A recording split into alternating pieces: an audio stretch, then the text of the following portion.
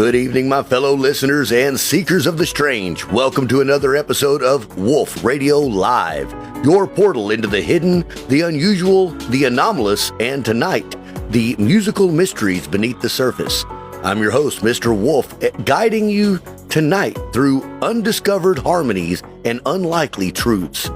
Tonight, we journey into a territory seldom visited on shows like ours, music theory as a science. Our guest is Allen Van Werts, author of Science of Music. He has taken the tangled vines of traditional theory, the redundancies, the conflicting names, in the inconsistencies, and attempted to prune them into a lean, logically consistent system. He's built software, reference tables, and a new framework that allows composers and improvisers to seek every possible scale or chord relation in one glance. All right, my friends, settle in, dim the lights, pour another cup of whatever keeps you awake at night, and open your mind just a little bit wider. You know, every week, strange things happen out there in the shadows.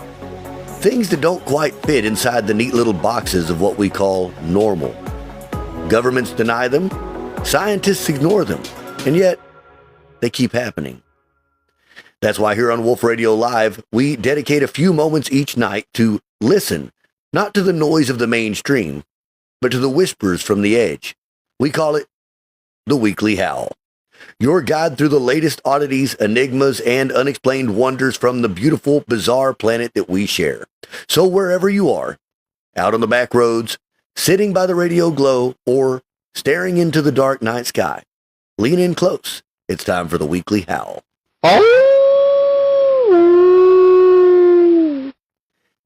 In recently declassified testimony, dozens of former sailors from the USS Ronald Reagan recount a glowing orange orb some 40 feet across hovering over the flight deck in 2004.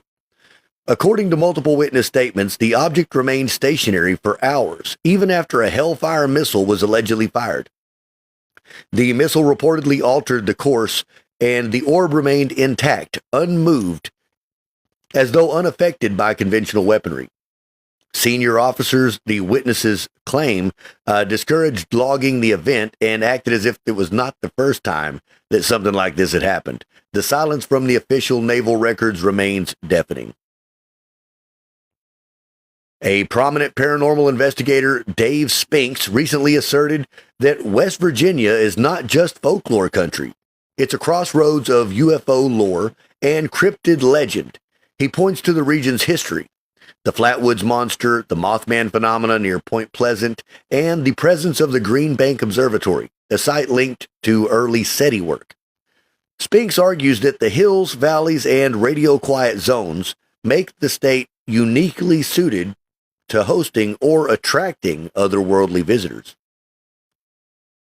In a quiet, curious move, local officials in Alter, Eastern Flanders removed a UFO sighting monument honoring a 1955 event.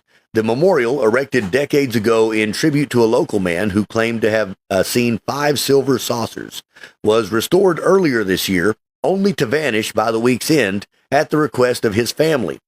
UFO research groups and folklorists say the removal eradicates a physical marker in Belgium's flying saucer folklore.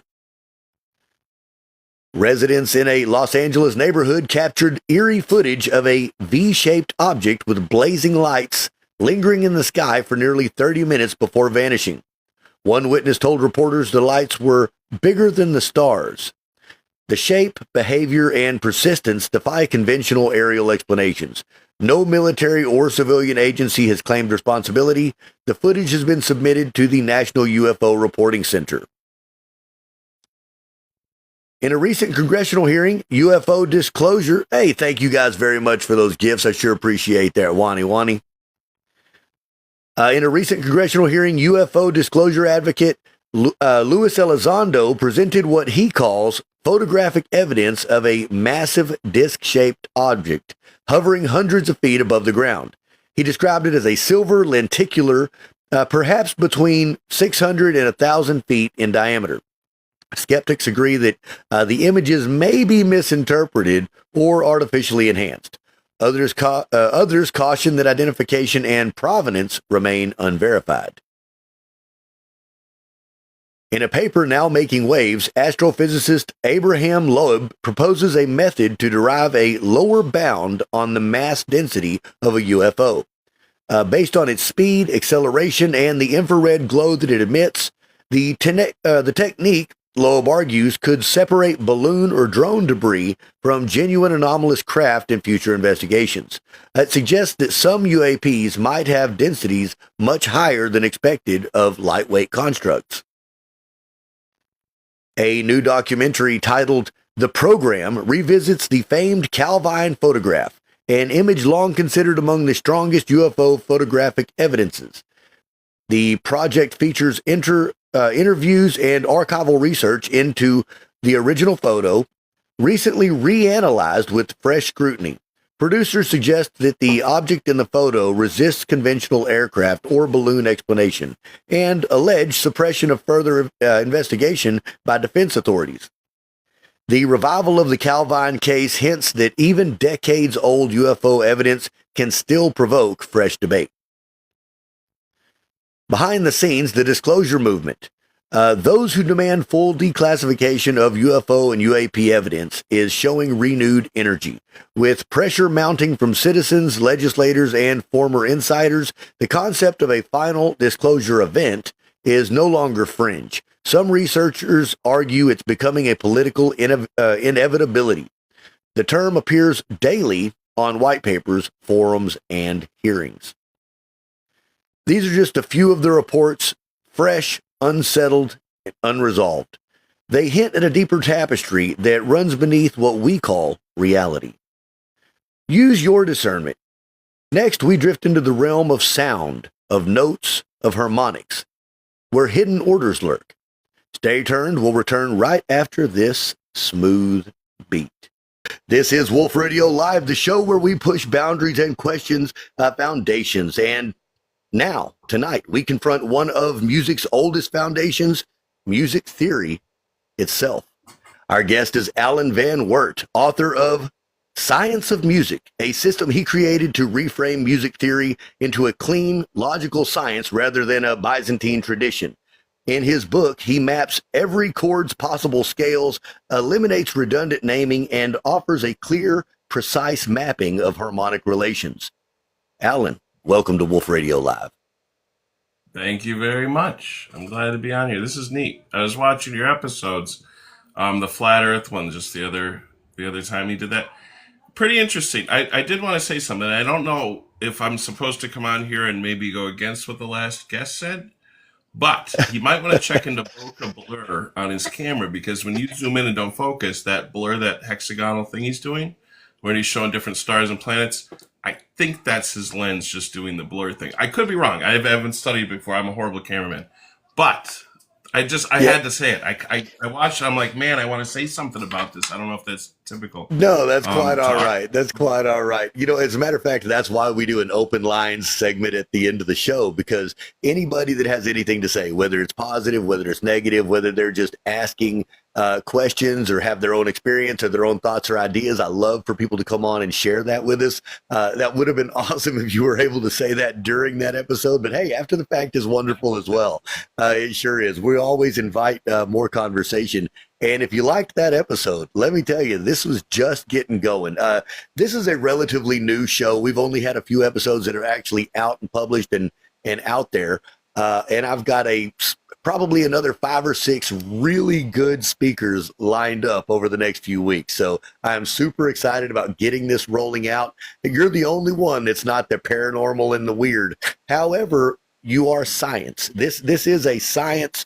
I'm going to say amateur musician. I can play several instruments a little bit. And as I was learning music theory, I recognized that there's a science behind it. There's a mathematical formula to making chords work. I mean, there just is. And I had never seen it written in a book, and I had never heard anyone else speak about it. Now, I've seen the charts, I've seen the scales and seen the modes, but they don't specifically say there is a formula.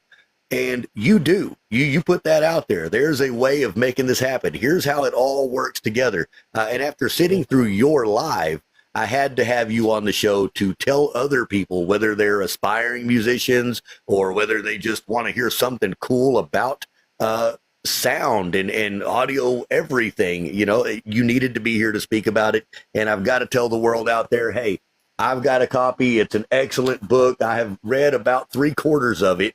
And I've got to say, great job, great write. And look, I like the graphics. I like the artwork. I think the cover art was fantastic. I think the internal, all of the diagrams and charts that you used, it's what was needed. That's what it is. You put what was needed in the book without any extra frills or BS like a lot of books do. And it's a nice, thick, full volume. I mean, this isn't a tiny little book. I've paid, $25 to $40 for some little bitty thin manuals that I've bought over the years for music, and nothing this concise, nothing this exhaustive, and well written for a guy who claims he doesn't write very well.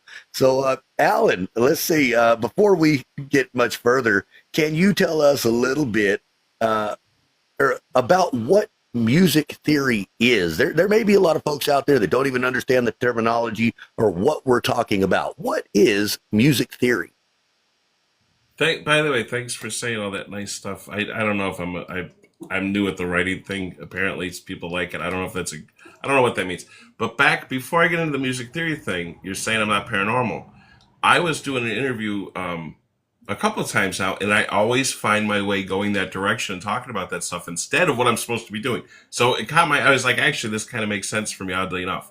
I don't know if they still have it online, but Jamplay had some interview. They wanted me to talk about shred guitar. All I talked about was UFO stuff and computer programming or video games. It was weird. But anyway, okay, so it's fun for me. There's this thing up the street here called the Carbondale that's happening again soon in this next month.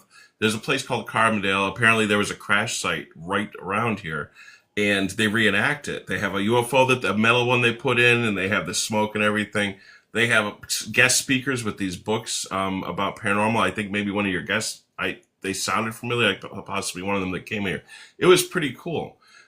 So I think that stuff is kind of fun. My dad had a UFO set in the Air Force years ago, but I'm derailing there.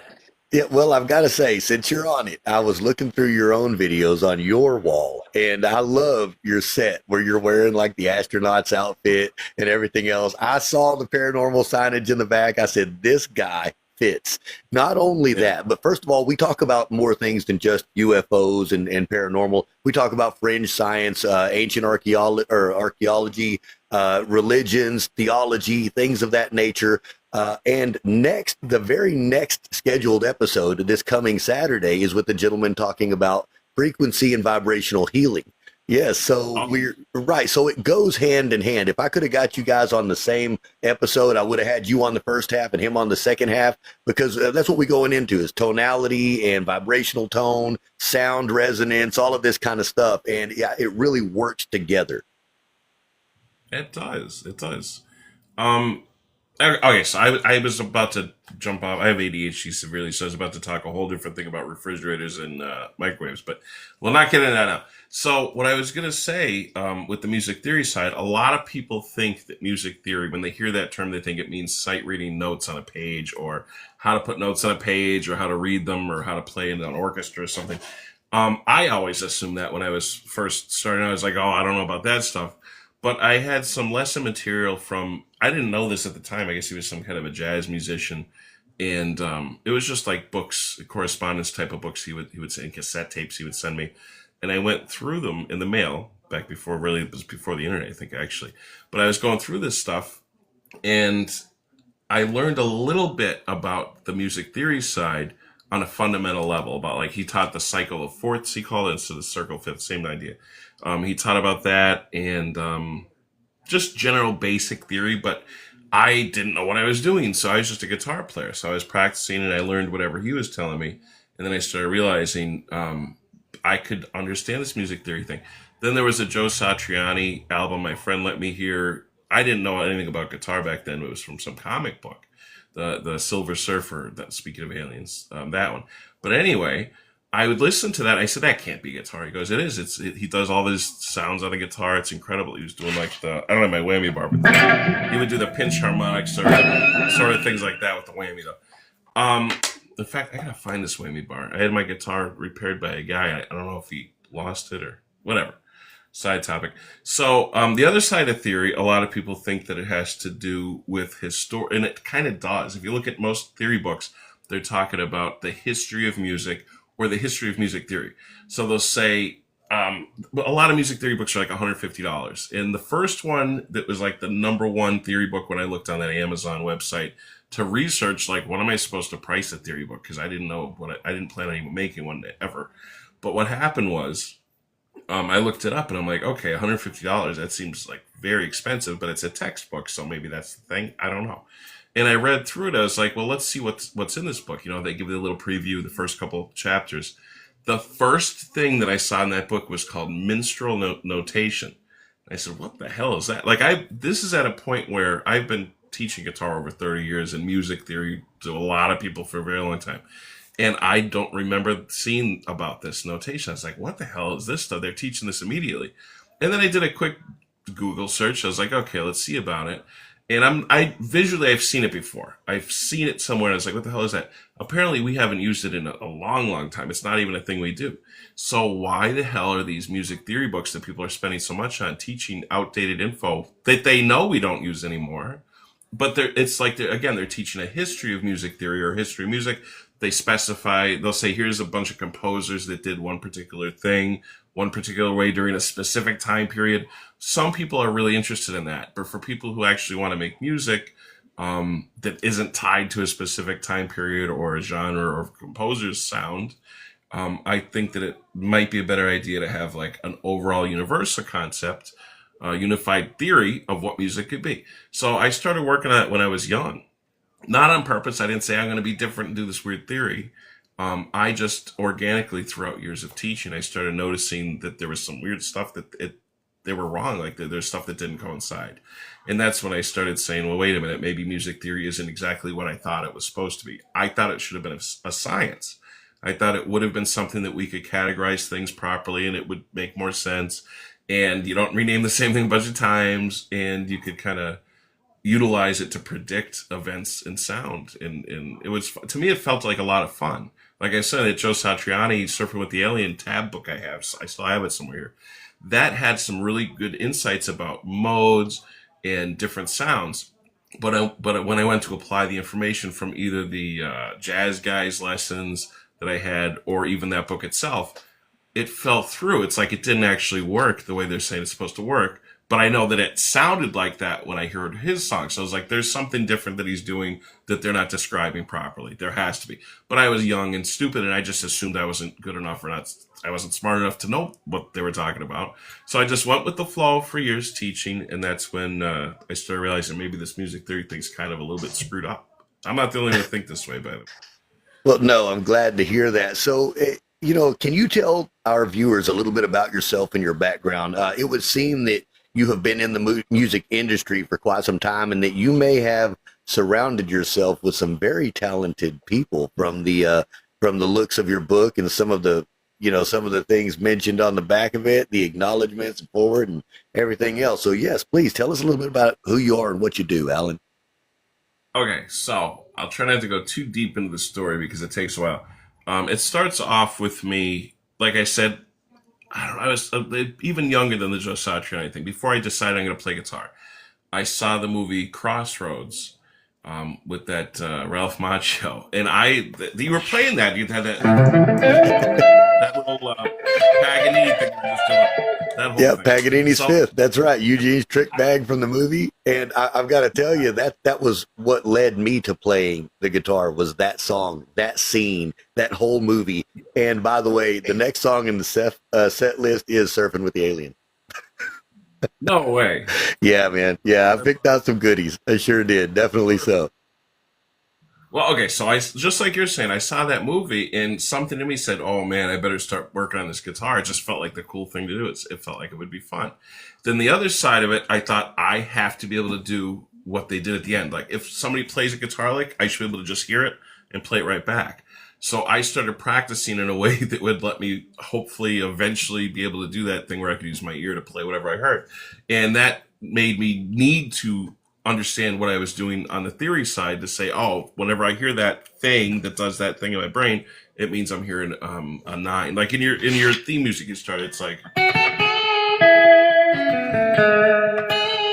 was something along those lines, and my brain said, oh, that's the 9 around that tonal center. So by using theory, I started doing this, but that was like, it was a long time before I could actually successfully do that sort of thing. But that was the goal. When I saw that movie as a kid, it did something to change me, just like you're saying, which is cool to hear that I'm not the only one. I'm sure there's tons of people. It's huge. Not only that, but was it Back to the Future? He was playing the guitar in that, and it seemed like it would be fun. It's another one. We must be around the same age. We must be, because these are the same things that grabbed me too from the very beginning. And he hits that chord and bam, flies backwards. Love it, love it, love it. And Earth Angel, look, I'm telling you, still one of my favorite scenes. He's up there playing during the Fish Under the Sea dance, or Enchantment Under the Sea. Oh yeah. Now, if somebody asked me to do the Earth Angel thing, my first, again, music theory, if I wanted to look up in the chord progression chapter, we'd have a 1, 6, 4, 5. I think it's one of those. Earth Angel, Earth Angel, who I adore. We got this C major thing. So the music theory again helping with my ear associate what I'm doing. Anyway, so that was the fun side of music and guitar. I thought, oh, this is gonna be a cool thing. I'm gonna do this thing. Then I sucked at the guitar. Like I didn't practice. I would do this all day. I would grab the guitar and make metal noises and go. I would just do that shit constantly and drive people nuts. But my dad played like the steel guitar for. I wasn't a country guy at all, but he used to play the steel guitar, I guess, in country bands or something locally when he was younger. My grandfather on my mom's side, her dad, he played acoustic guitar and sang, like strumming. He was like a pool shark, actually. He went around. It was weird. He beat Jimmy Rempe. But he used to go around and play the guitar, and my dad did the steel. And I heard them, and I thought, oh, maybe I could do... And I wasn't into country at all, but I heard them doing it, and it seemed fun. Everybody was having a good time, probably drinking a bunch. And I thought, okay. But there was this family get-together, and everybody was there having fun on this little stage they set up or something. There must have been like 35 to 50 people. I didn't know most of the people. I had no idea who they were. They're on my dad's side. I never met most of them. But they're all these musicians, it seems. They're all up there like doing this friggin' jamboree country thing. I was like, what the hell? So I took my dad's acoustic, and this is back when I couldn't play and I could just do this shit screwing around. I'm thinking I was going to be a rock star guy. And now I got on the stage with them, and I started making this horrible noise attempting to play the guitar. And it was bad. I know it was bad. I'm sure I was like 10 or not 13-ish. I was young. So that was going on. And then they said, oh, this kid's coming around, some teenager. They said, he's amazing. He's like Chuck Berry. You got to hear him play the guitar. And that's Back to the Future. I'm like, who the hell's this guy coming there? They kicked me off the stage. My whole family said, the one guy got mad. I don't know. He said, I'm sorry, but he doesn't even know what he's doing. He's just kind of making noise and stuff. So they took the guitar away. They had this kid, this neighborhood kid that they all knew come up. That's this rock guitar hero guy. And he goes up and he was doing like some cool lead guitar stuff like in those movies. And I thought to myself, I got really hurt. I said, I'm never, ever going to get kicked off of this stage ever again. So I started practicing guitar like a psycho all the time because it was like traumatizing, which is weird, but I guess that was the reason. So I went home and I just decided, okay, I'm going to be serious about this. And I started learning all the boring shit that I didn't want to learn, where they say I had to play this do, re, mi, fa. So I did the major scale stuff. And I learned through all this, like I said, that jazz sort of material, whatever that was. And I didn't know that's what it was. But that's what I did. Tons of that stuff. And I practiced. I had a 4-hour practice routine every day that I would do. And I would mark down on the wall, like this little poster board. I'd have all of my tempos for every exercise. I would spend like 5 minutes per exercise, something like that, which is helpful, by the way. And I decided this was a good idea because John Petrucci, one of my friends, a drummer in a band I was in when I was a kid, kind of screwed around in a band, he gave me this VHS tape and said, you have to do what he's doing. I was like, what the hell is this? I didn't even listen to this music. It was insane how good he was on the guitar. But what really helped me, he was very calm. So when he was teaching, he would say, "Oh, we're gonna do this and stretch our fingers, and you're gonna relax." And he could write down a list of the things you want to work on. And it's like I could actually do what he's saying. I could do all these things. So I would sit there and I'd be going, doing this John Petrucci weird convoluted exercise, doing this, and I got good at the little all of his exercises. And I started practicing the way he showed me to practice. And I just spent 4 hours on my own. Then I had my own routine from the jazz type of lessons. Mark it all down. Sometimes I would do that twice a day. So 8 hours, sometimes 3 times, sometimes literally 4 times. I would go 16-hour days for a couple of years there. So I practiced way too much. I used to have this little, kind of like a normal Casio keyboard. It had the Paula Abdul song, Straight Up, whatever the hell that was, when you press the demo button. I remember that because it sounded awesome. Like, hey, Steve. So it was really, really cool. And I used that as my metronome. So you'd have this horrible clicking. And I remember my grandfather saying, "What's wrong with him? He sounds like a goddamn machine in there." All he would hear was clicking and me going over for hours. It would just be me practicing exercise scale runs. So what happened was I got really good at the guitar. Like way more than you would probably need to be at the guitar. And then local bands started having me come and try to join up, and I would play in different bands and screw around with whatever pop songs, rap music, and 80s hair metal. I think I did a couple of those because I liked that because I could do guitar solos and stuff. And then I became good at the stage thing because I was like, oh, I can't just stand there and be this weird, boring guy in the room. I have to be like freaking Steve Vai in the movie. So oh, yeah, you needed to be a front man. You've got way too much charisma to just be in the background for sure. I can see that sitting here talking to you now. Well, yeah, eventually. At first, I was like reserved because I didn't know I was supposed to do anything. I thought people would think I was an asshole. Like if I start moving around too much on stage, plus I'm a tall. Oh, I'm heavy now. I was like an okay shit back then, but I'm like a big presence anyway. So if I start drawing more attention to myself moving, it looks weird. It's like a pro wrestler. So I was a little bit reserved for a while there, and then I started noticing that other people are doing whatever they want, and it didn't matter, and it seemed to work better for the audience. And then I was in a band with a guitar player, and he was pretty good at the guitar, and he knew I was very good at what I was doing. So he said, "Alan, you do all the lead things." He goes, "But I'm going to tell you, I could go out there," and he said, "No way, bro." He goes, "I could do one dive bomb like this, and take the guitar up like this, and bring it all the way down at the front of the stage and then spin around and he goes, you could play 1,000 notes and they're going to think I'm definitely a lead guitar player because what I'm visually doing, what I'm doing." And he was right. He was 100% correct because most people, they don't know what the hell I'm doing. One girl came up and thought I was playing a keyboard, which did something weird. Like that's insane to me. But some audience members, they really don't know. They have no clue what's happening. So you have to, it's just like if you're doing theater stuff, you have to sell what you're doing in the note. Like if I come up here and I play and I'm just like, or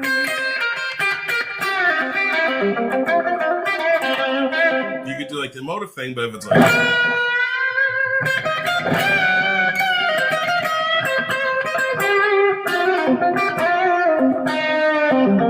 you kind of feel it more by me actually engaging with it. Not only do I play better, but it's more emotive for an audience member. It's important. You have to do that stuff. So anyway, yes. So I started getting more into the stage presence thing over time, gradually. And sometimes I almost kicked a singer right in the face once. It was scary with a high kick. He felt the wind go right by his face with my foot. That's why I said I got to be careful because he didn't know and he stepped forward. And sometimes you actually start planning ahead what you're going to be doing on the stage. There's a lot of bands that do that stuff. I thought that was silly, but it tends to be the safe idea because you don't want to hit people either, which I have a couple times. I've been on stage and almost got in a fight with a singer because I slammed him with my guitar by accident and he thought it was on purpose. You were in the moment. Yeah, it happens. I was on stage. Who the hell? It was the dude from Taking Back Sunday, Fred. Two of the guys from Doro Pesh, which I don't think a lot of people know who that is. I think one of them was in Sabotage or something, I forget. But the bass player from that Doro Pesh, he's a tall guy. It was a small ass stage, and I ran into him a bunch of times, and he got mad. I could see him in his face, like, "What the hell's wrong with this guy?" He kept looking over at me. So you have to be careful with that stuff. But anyway, so that was the me being a stage guy for years up until COVID. I was playing a lot for many years in bands. Then I became more of a teacher somewhere in there, online through that jamplay.com, TrueFire, bought them. It's the same sort of thing. It's a very big guitar lesson group or website, whatever they call it. I think it had over 3 million students on there. I was on there 6 hours a week live. Yeah, and they also flew me across all the way over to Colorado. They'd keep me up in a hotel and pay for everything essentially, and I would just go and sit here like I am now with a guitar, but they'd have like 7 cameras at all these weird angles, watching everything I'm doing, which is a little bit scary. And they'd videotape me doing lessons that they put on the website. So that was a good job. I liked doing that too. It's kind of cool because I got to teach a lot of different people and different types of music. A super cool gig, man. Super cool. Fun, but so a lot of the time you were asking about the people, the endorsements from guys with Grammys, platinum albums thing. A lot of those guys, I'll go right down the list. There's other people that aren't on here that I've worked with that I never even sent them my book anyway. Sure. But through Jamplay, I had a lot of connections because I was one of the guys that were hired to do the backing track work for the guys. So for instance, I have a message downstairs on my wall from that Steve Stevens from Billy Idol.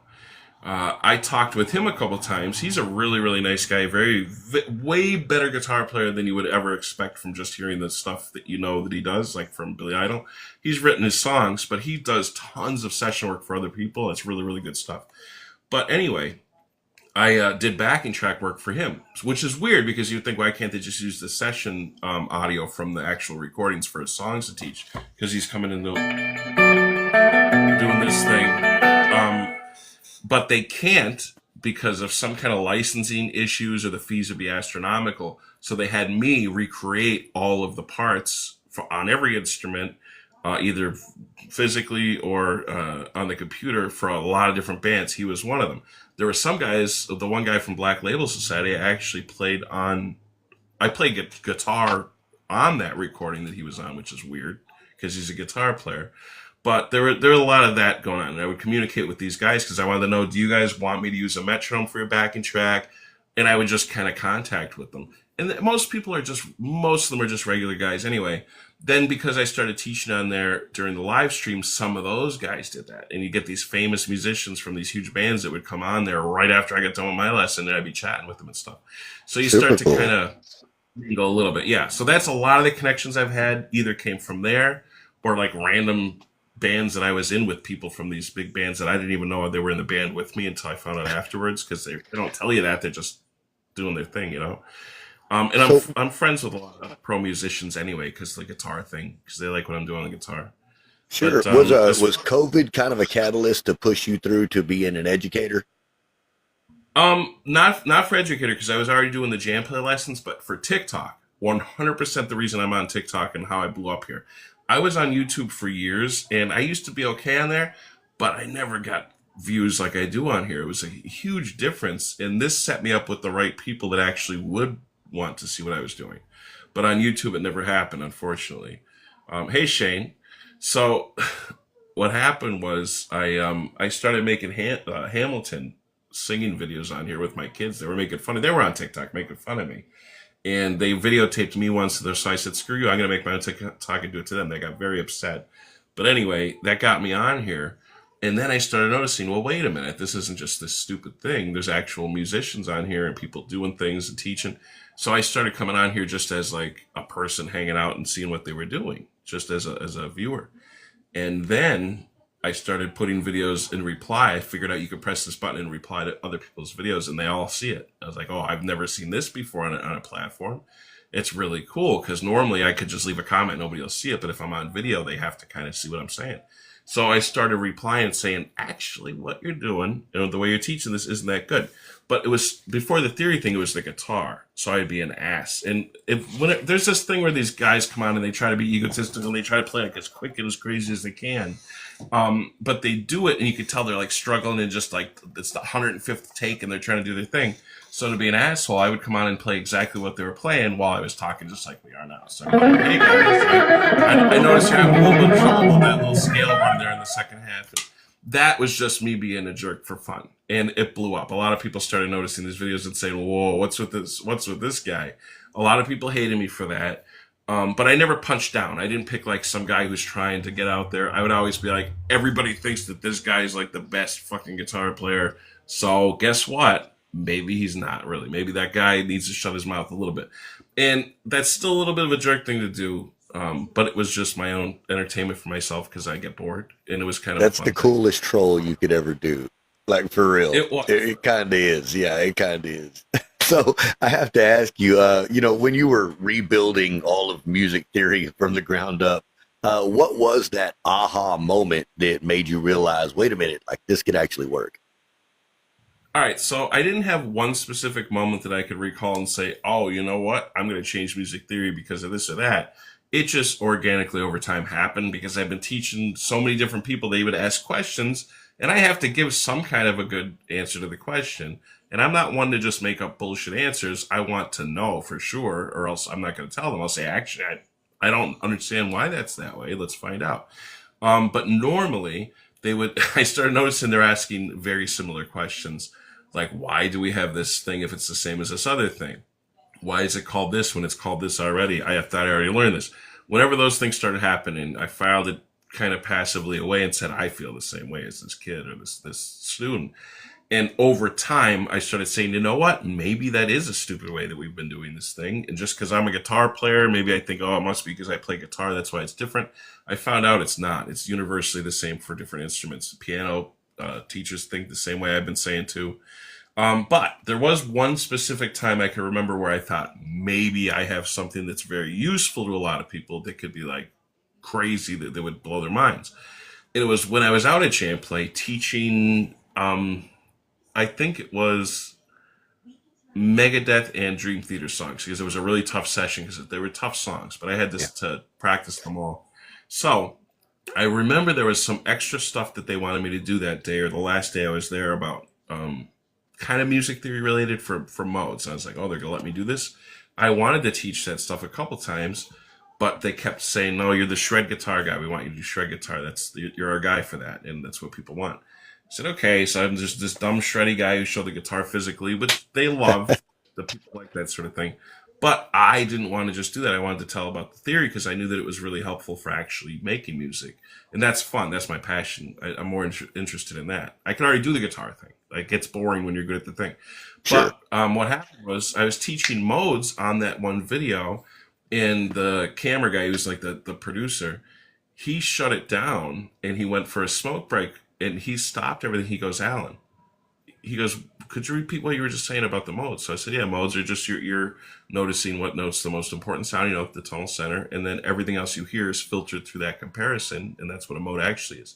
And he said, so wait, the way you showed that on the guitar was you played the scale, but you emphasized a certain note with like the bass guitar or something. And he goes, I've never understood modes before, but I feel like I really know them. Is that really true? Is that what they are? That's all they are? I said, yeah. I said, people have been teaching it different, but that's really what they are. Now I realized at the moment, it took me a moment, but it hit me as like, this guy's recorded the number one, like the best guitar players on the planet in the studio. He's recorded everybody. Like if you think of a guitar player, you think, oh, he's one of the best guitarists. They probably recorded there at least once. So for him to be this guy who listens and he's forced and paid to listen to every stupid guitar player in the world go through this thing.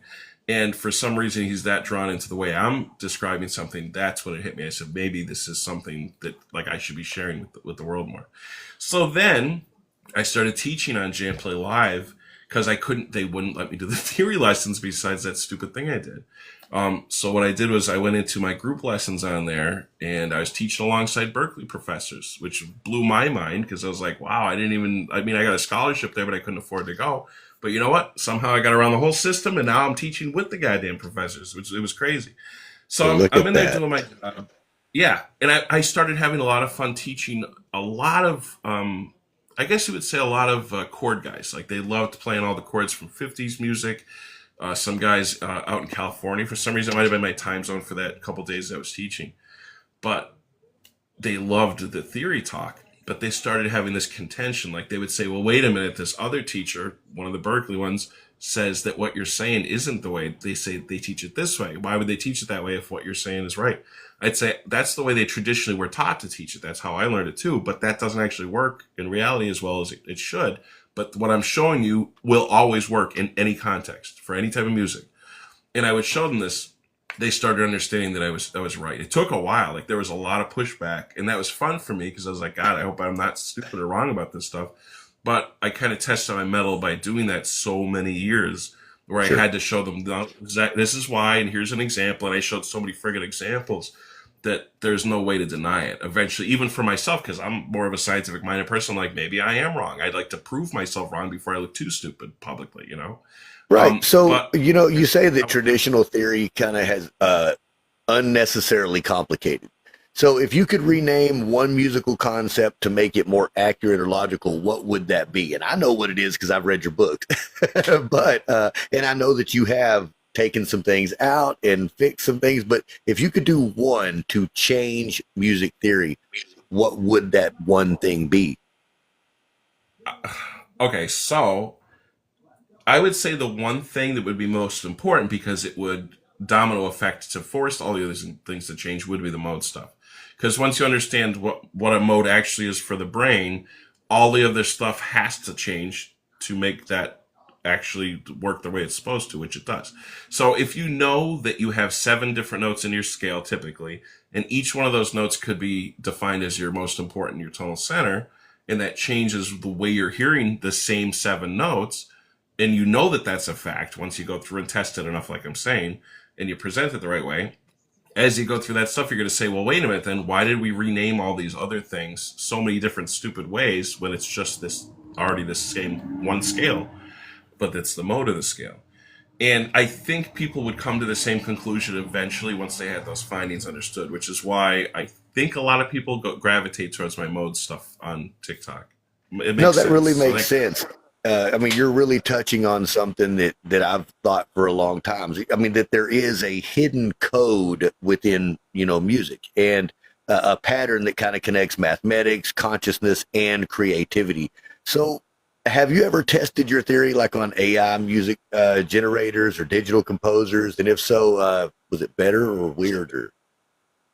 I didn't, because all right, so here's the two problems.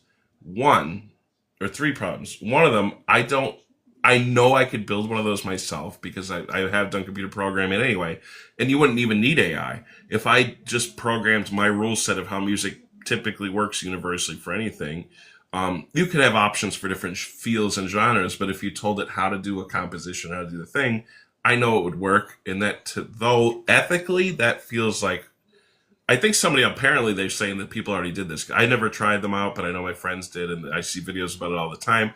I feel kind of weird about that stuff. I mean, maybe it's good for, like I said, drummers could get their ideas out easily to try, which is useful. But I never did. I never sent my it's not an algorithm, but my approach to theory into a computer. But one of my readers, actually two of my readers did. One of them in particular sent back a long result sheet from whatever, I don't know if it was ChatGPT, I forget what they were using back then, but they put my book into it and my ideas from the book, and they had the AI say, do you think this is right? I asked it. They said, do you think that this is right, or how come this doesn't coincide with traditional theory? Why is it different? And the AI went through that. I guess I'm assuming they used the PDF because they didn't type all that in.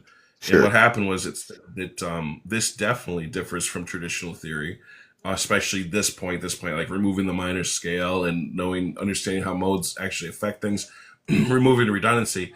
It said that they could see why there'd be pushback about it, but it says it actually is a better system, and it's a more eloquent, accurate system because there's less steps, which is what I've been saying. That's what I've been telling. So the AI that they used basically came to the same conclusion after reading through my book, which is cool. But that is very cool. Never for that. That'd be scary. I like that.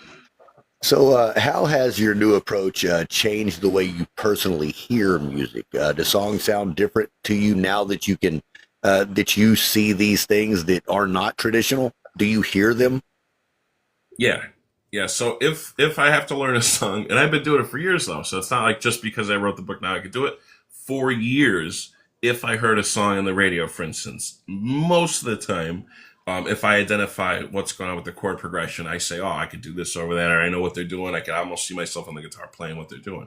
So that's more of an ear training sort of thing just from experience. But at the same time, I'm not just like hearing what the phrases on a guitar. I say, oh, that's this progression. That's a 1, 5, 6, 4. And a lot of people do this, by the way. But what I could do is, like my reference section here, I could look at each one of those chords and say, well, what scale options, what's every option ever that will exist for this? There's a limit. So my book contains every possible musical combination option for each chord. And I don't think that's ever been done before. And that was really cool. So that actually programmed. I did that on a computer because there's no way I'd be able to do that. I'd mess it up, I'm sure. Oh, it's not coming over good. I was going to show the audience a little bit of how you do that. Yeah, it's got the, yeah, there you go. You're not using a green screen. You've got one. There you go. So right here you have, like, if you're a guitar player, it shows you the chord on guitar, and on piano for piano player. You could find that stuff online. Like, you could find out how to play any chord for any instrument, I'm sure. That's nothing new in my book. But let me go to one that has a little bit more of an example here. Let's say you played a minor 7 sus4, whatever. So you play this chord here. That shows you how, but the important thing is what I'm showing. I don't know if you guys, probably backwards. All this here, that's every possible scale that any musician for any type of music, any instrument could play that would fit that chord, that has the chord in it, basically. Normally, people are looking it up the opposite way. They'll say, oh, I'm using this scale. What chords are in the scale? That's extremely, that's narrow. You're not going to get much out of that. You can't really extrapolate that into or build it into a song. But this is more of a creative way to do this. So if you look up the chord you already know you're messing around with, they're thinking about using, you could say, oh, geez, I have 1, 2, 3, 4, 5, 6, 7, 8, 9, 10, 11, 12, 13, 14, unless I miscounted, about 14 scale options. Now, if I asked an average musician how many scales could they play with that chord, a lot of them might not even know. They'll say maybe the major scale, I don't know, or a pentatonic or something weird. But if you ask somebody who's more advanced, a jazz musician, they'd probably come up with 3 options. I don't know of one person, including me, that would know all 14 options that exist. I can't do that. So this gives you every possible option. If you're a songwriter, if you want to improvise, if you just want to make some cool combinations, that's for any bass line, any adjacent chords, any melody, lead guitar parts, saxophone, vocal, whatever. Boom, try one of those out with whatever chord you're looking at. And when you do that, most of the time, it's going to sound, at least it fits the chord, but it's going to be interesting because you might be able to find a new sound that you've never heard. Not all these options have been recorded. I found tons of them going through when I was doing this. I used to have a YouTube channel where I would test these things out. Nobody knew why or what I was doing. I had these weird cards on the screen, actually. It was like Magic the Gathering sort of looking cards, but they would have this sort of info on it. And it was fun for me to make. I would take a stupid little backing track of just whatever chord, and then I would show every possible scale option, and I would improvise with it. And some people would like one particular sound, but I started noticing there's sounds in there that I've never heard in a band ever recorded, but they're really cool. Like, they could be a good song. So there's stuff in here that's going to spark creativity and a uniqueness in your own sound that you can't get from any. I've never seen a book that does that. So that was something I initially didn't. I never planned on putting that in my theory book. That was my own card thing that I was doing on the side, completely separate. But I thought, if I ever do an improv thing, that could be good. But I was like, this is actually totally relevant for composition, for music theory. So I said, maybe if I put it in the middle as a reference, I could encompass chords too. It'd be nice. So it made sense to put it in here. I said, screw it. It's going in. Yeah, I really like the worksheet style stuff that you did too. The parts where you can kind of fill in the blank and do the work and learn it yourself. That was really, really handy. Now, so you've taught Grammy winners, platinum selling artists, without naming names right away. Can you tell us about a time when one of those big name students had their mind blown by one of your lessons? I don't know about mind blown, because normally they're like a little too cool for school personality, usually. but there's been a lot of people, especially on the theory side. I would say some of the technique, because sometimes I'll teach technique that helps. Like, for instance, let's say this. Without a name, I've taught some really big TikTok guitar players on here, for instance, that are like millions of viewers for some of these guys. They don't tell anybody that, and I wish they would, because they'd probably get me some more students. But I've taught them, and I would show them technique stuff, and it would definitely change their game completely. And one guy came to me, he was a really good guitar player, and I said, "What do you need? I don't understand. Like, you're very, very good already." But what happened was he was secretly going through like I guess tendonitis or something where he couldn't. He said, "Alan, what you're hearing me do, I can only do for like 20 seconds, and that's the length of the videos he puts out." And then what happens was he had to take a break for hours. So I showed him a better way to do the picking, or at least a different way he could approach it, and it helped. He was very happy with it. He didn't need a bunch of lessons. He just had one or two or something. That was it. But it changed his way of playing, and it allowed him to keep playing, which was really nice. So I don't know if I blew his mind, but it definitely helped. It Well, was you a nice saved thing the to do. day for sure. And, that was actually my next question is, has there ever been a time where you had to fix or rewrite something for one of these famous folks and maybe quietly saved a hit song in the process? Um, Not, I don't think so. I would say I have. I don't know if I could say saved it because I don't know what the alternative would be. So I did some production for people. Nobody huge, at least not that I know of, or not yet. But I've done some production for people where I was supposed to just play a guitar part. They said, "Here, do a guitar thing here." But what happened was I was like, "Man, if they just got rid of this thing, or if they nudged this note here," and I would say, "Here, I'm just gonna try it." They didn't pay extra for that, but I was like, I needed to show them it would sound kind of cool. Like you get into the music sometimes, you're like, I want to do this thing. So I would adjust things and send it back to them and say, "What do you think about that?" And one guy kept maybe too much. He kept a lot of the stuff that I did with the changing of like a little bit of a chord moved here or there, or I even recorded. I suck at keyboard, but I put a little organ part in there. But I don't know if it makes it any better because people aren't hearing it. There. Oh, you know what? There is one thing. Not a famous musician, but this definitely comes to mind. There was a guy, Nate Logston. I produced. Well, I was supposed to be doing guitar, but I talked to him a little bit for one of the songs in particular. He sent me a track. He wanted me to do some guitar to it. It was like this reggae song, and I said, "I'm sorry, like I don't get it. Like I'm not feeling. I don't know what you're doing with this He's like a singer songwriter. It didn't make sense." He goes, "His wife hates it too." And I said, "Well, why? Why is it like this?" And he goes, "Well, here I'll show you the demo version." He plays this broken down. It's just him and an acoustic guitar, not reggae, just like a folky. It sounded amazing. I think it was the best song on there. I said, "No, no, no. I said the reggae is gone. Destroy. Go back to just you and that acoustic guitar." And he sent that to me. He said his wife didn't like it either, but he sent that to me, and I ended up doing like my own mix version on there. And I remember I compressed the hell out of it to kind of get this vibe from his vocal and the guitar. It feels like you're right there with him. In the room, you can even hear the birds. I told him, I said, "Is it okay if he goes?" "No, I like that." Then I said, "All right." Like his background noise, whatever he was recording on, wasn't isolated enough when you compress it the right way. But man, it's sounding cool, and that's one thing I could say. I think I made a huge difference because if he released the reggae version, I don't think anybody would be into that. It's not because he's bad at reggae. It's just the song was not that type of song. It was weird. I don't know how that happened. It's a good Well, experiment to try genres though, like that.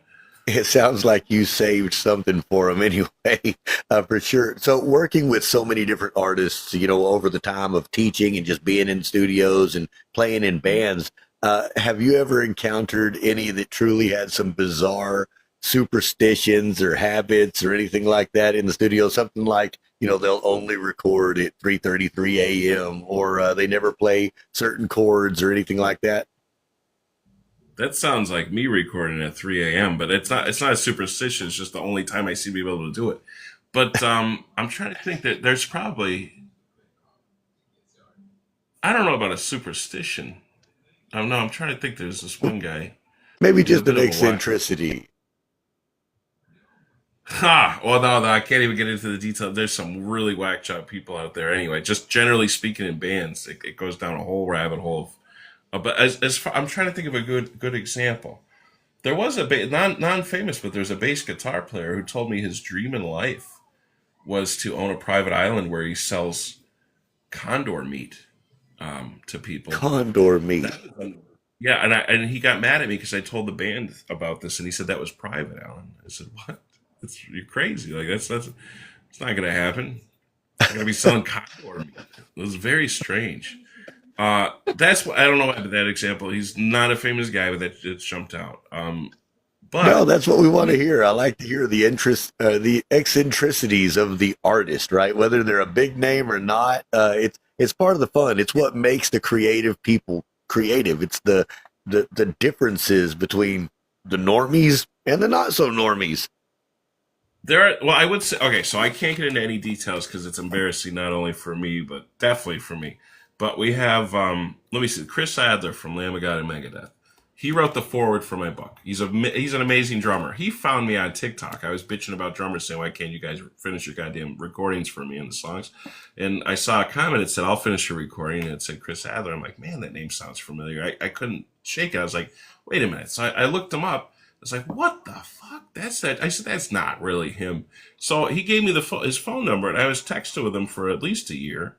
And I just thought, oh man, when is this prank gonna end? This guy's pretending he's this drummer. And then he starts sending me tracks. I'm like, this guy's pretty good drummer screwing with me now with pretending he's this Chris Adler guy. And then he asked, it was a while, and we had some weird talks. So the eccentricity, he's a very real guy. He's just like me, where we say some frigged up things.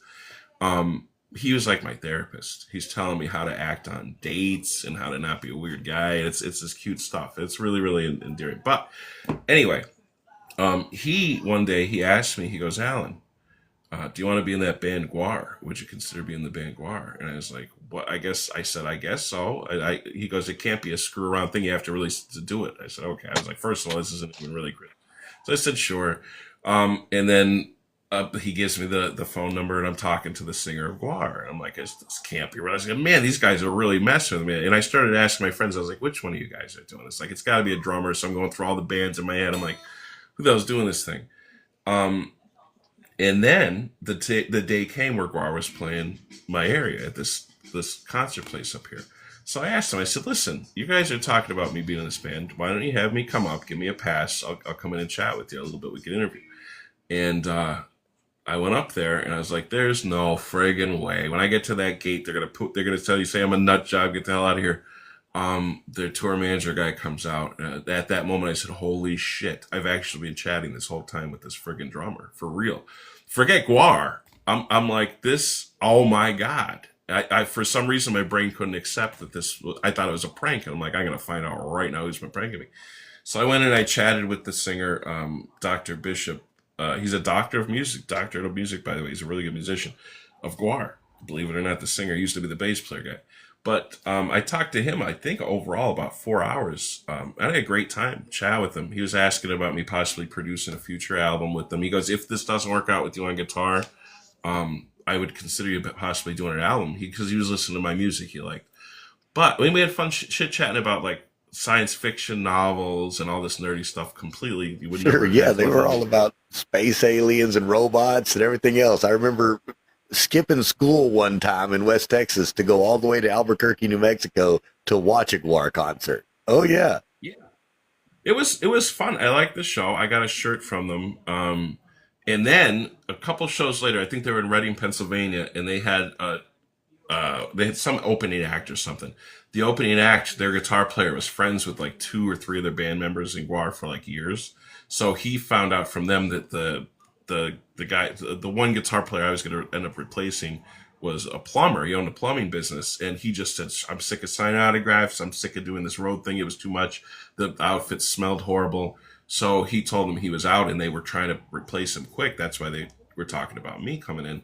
But they went with that guy. 3 of them already knew him. They were personal friends, and they know he's road tested. They've seen him playing shows for years, so they don't know me. So they're like, I don't trust this Allen guy enough. So they ended up grabbing their friend in, which that's I understand. That's yeah, it makes sense. Certainly. Well, Alan, this is fascinating stuff. I really appreciate it. You know, you can almost feel the patterns hiding beneath the noise. The math behind the magic, right? Hey, we're going to take a short little break right now. Just enough time to let those ideas settle in, maybe stretch your legs, refill your cup, and let the music do what words can't. When we come back, we'll dive even deeper with our guest, Allen Van Wert, and uncover more of the hidden science behind sound itself. Stay tuned, my friends. You're listening to Wolf Radio Live.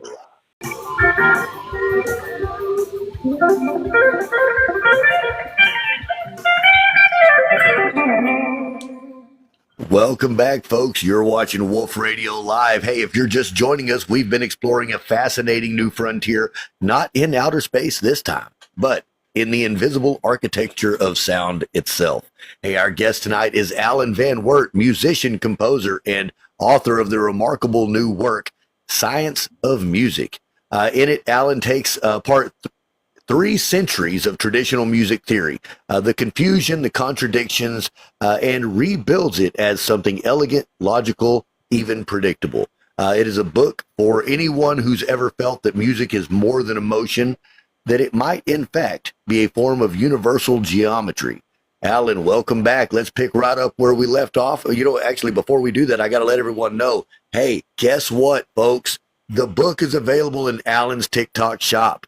Go click on his profile. Check out his shop. That's where I picked up mine. And if you don't get it on Amazon or on here, it's also available on Amazon. I know because I searched it and checked it out and read all the good stuff about it. Hey, and after you pick up your copy, be sure and leave this man a review. He's a hardworking musician out there, working his butt off, putting out the stuff, putting out the educational information, and changing the way that we learn music today. So by all means, go out there and review the book. Let the rest of the world know what a contribution it is to the industry. And, say a little thank you to Mr. Van Werts. So, Allen, welcome on back, man. Thanks. Yeah. So, there's an old saying that music is math that you can feel. Do you agree with that, or do you think it's something deeper than that? I think it's deeper. And I actually talked to the Grammy Foundation about this. I wanted a grant from them to try to pursue a scientific test to prove that there's something underlying. Now, this gets, again, on the fringe sort of area. It's a little bit strange, but Let's hear it. Thought. All right. So I had this thought years ago. That there might be a way to prove that there's all right. So let's start with the scientific side. So if I said we're hitting this note and then this note, those are both frequencies. So how often it occurs, how often it passes behind this this pickup here in front of it. So that's one thing. That's the other. Now if I went, you have so many in betweens. There's almost infinite in betweens between any 2 points. Either geographically or like visually, or in pitch. So there's a frequency that's 100 hertz. Then 100.0000000000001 hertz. So there's 100.0000002 hertz, so on and so on. And you could break it down, and only computers are going to have a limitation to the floating point math that they could use, and they're going to have average and round errors. So essentially, we're never going to be able to represent that digitally with a recording medium. Now, tape, I don't know for sure. I have some friends who are definite experts on this, and I talked to one, he said tape would be the best representation of linear time being recorded because of the way it just uses magnetism. I forget what he was saying. He's Ethan Weiner. He's a genius for the acoustic physics too, by the way. If you ever if anybody wanted that side of things, really, really smart guy. He's fun. He's actually, I don't know if he's fun. He knows what he's talking about, though. But if you ever watch his videos, it looks like he's just like that Bill Nye. He's like, anyone. He comes in and he goes, I want you to know that I tested every cable with my cable testing box, and I don't think you're accurate with your result. And it's like, oh, he's so deadpan. But his information's absolutely amazing. He's so smart. So if you get past that, I laughed because I watched, and I know this is off topic now, but I watched some of his videos on acoustic sound to treat a room, to make it sound better. And I don't know, his wife, I'm assuming, looked like she wants him dead because he's in there. He started saying he wanted to put bass traps on his coffee table to make sure there's no rogue reflection from the speaker off the coffee table to his ears, because that'd be a short room reflection. It won't be perfect sound, perfect audio for his speakers. I'm like, dude, there's no woman that I've ever known in my life who's going to let you put bass traps on your goddamn furniture. It was insane. He's a whole new level. It's too much. Too much. No, I hear you. I'm glad that you mentioned that about, different frequencies and vibrational tone. I had a theory years ago. I was listening to some episode of some strange, radio show, and they were talking about, concert pitch is 440. So basically everything that we have tuned our ears to hearing is in 440, right? 440 vibrations per second, I believe, is what that is, and which means that when we're in tune, the notes and tones that we hear from an instrument, they evoke certain emotional responses, right? I mean, you hear your major scale and it's an uplifting sound. You hear your minors and diminished sounds, and it brings you down. It really does. So, with that being said, if we're thinking that our ears and brain is tuned to this 440 pitch, this concert pitch, and that's what we're used to hearing, and we can admit that it does evoke certain emotional response, the vibrational quality of Earth. Now, I don't think that this is correct. This is something that somebody was saying at one point, but it was supposedly that the Earth and all living things have a vibrational tone of 528 vibrations per second. So, in theory, to myself, and I don't think that number's right. It was something I heard years ago. However, when I heard that, I thought to myself, well, that must be the vibrational quality of all life, right?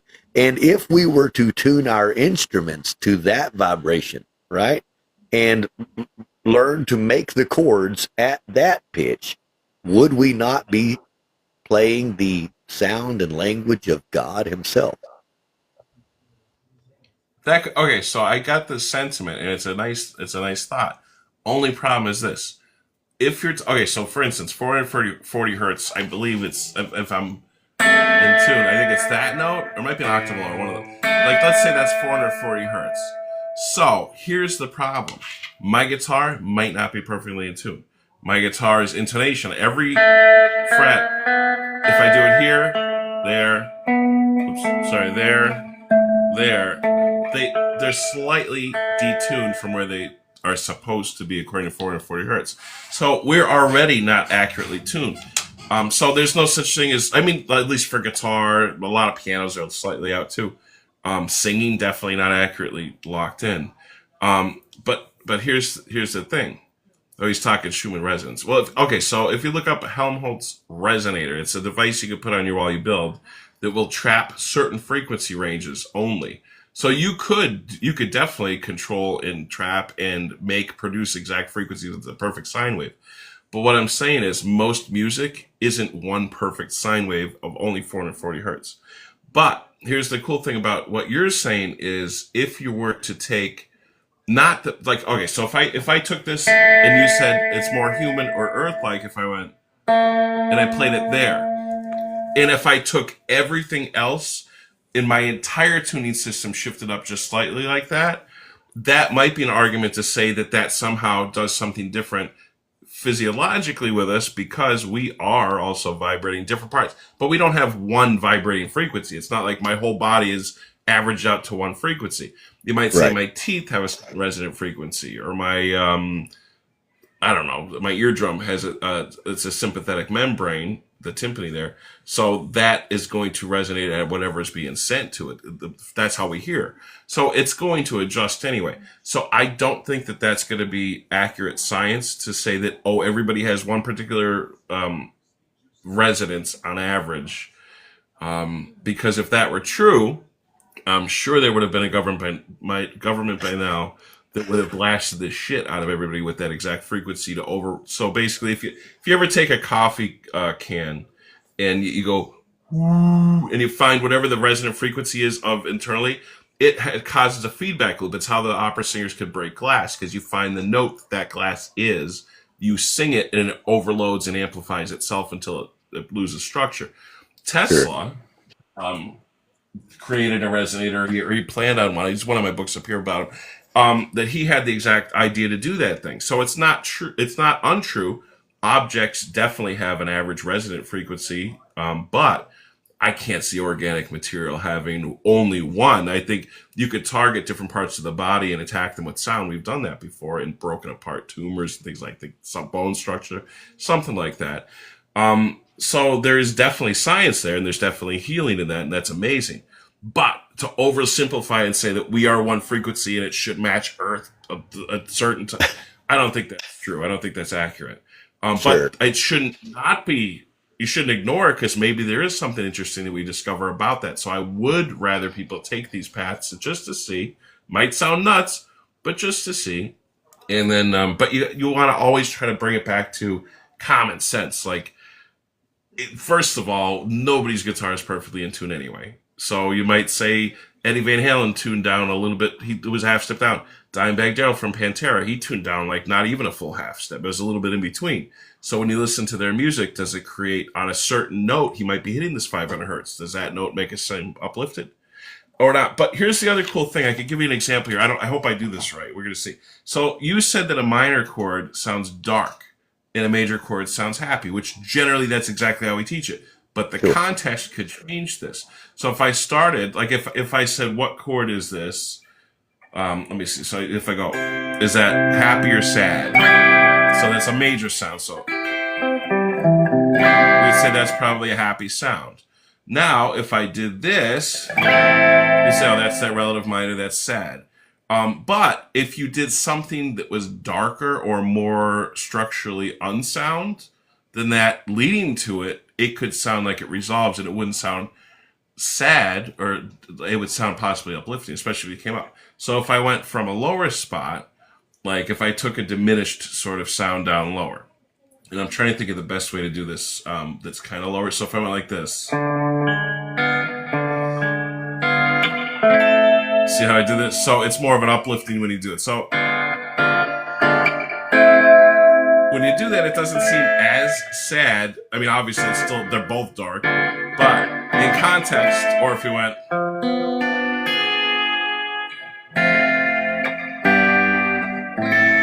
it doesn't seem as dark, or it's not like this big letdown. But again, that's if you overgeneralize and say every time you hear this chord, it means this emotion happens.